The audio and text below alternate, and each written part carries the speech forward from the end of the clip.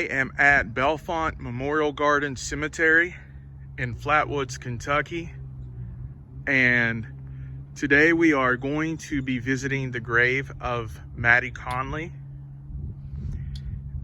Here is how you get there.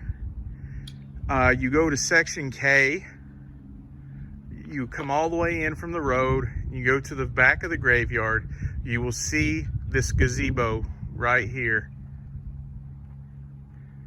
And you'll see an American flag. Well, you go to the right just a little bit and you will see the sign where it says section K. See, there is a sign that says section K.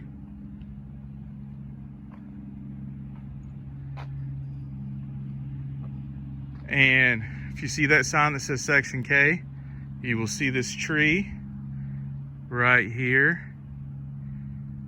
And then you go right beside of the tree and you will see a tombstone that says Miller and Hall.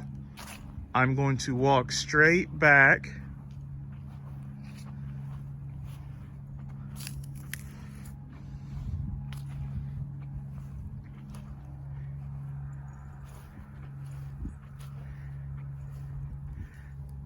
And right behind the tombstone that says Bailey is the tombstone of Mattie Conley. Her name is Mattellen Danielle Conley, born July the 7th, 1996, passed September the 8th, 2015. Today, I am here to pay respects and to ask for justice for Mattie Conley. I normally don't tell the story behind what happened, but since I am a father to a daughter that is 19 years old, just like Mattie was when she lost her life, and since it happened in my home county, then it touches a little close to home for me. And if I sound a little upset, it's because I am, and I can relate to what has happened and the misjustice that has happened. It all started in September the 8th of 2015 in Greenup County. Mattie had went four-wheeling with a man by the name of James Ratliff, 20 years old. He had broken up with his ex-girlfriend, Callie Dummett, who was 17 years old at the time. And what happens next, according to all of the stories, is that Miss Dummett, Callie Dummett, shows up in a car,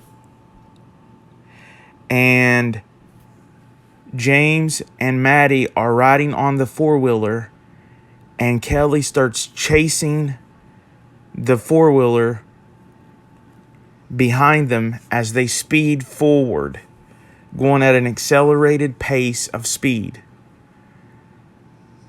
And then what happens next, no one really knows for sure, except for three people. And one of them can't tell us. But the two that have spoken, if you choose to believe them, they say that Mattie jumped off the four-wheeler as it was moving at a high accelerated speed.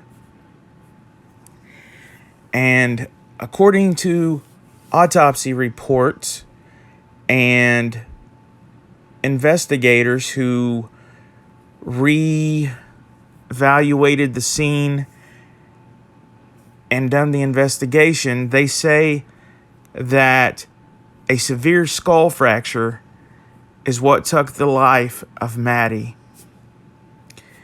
They say there's inconsistencies with the evidence, but they stop short of saying what they truly think happened, or what truly happened, because the evidence had been tampered with by James Ratliff and Kelly Dummett.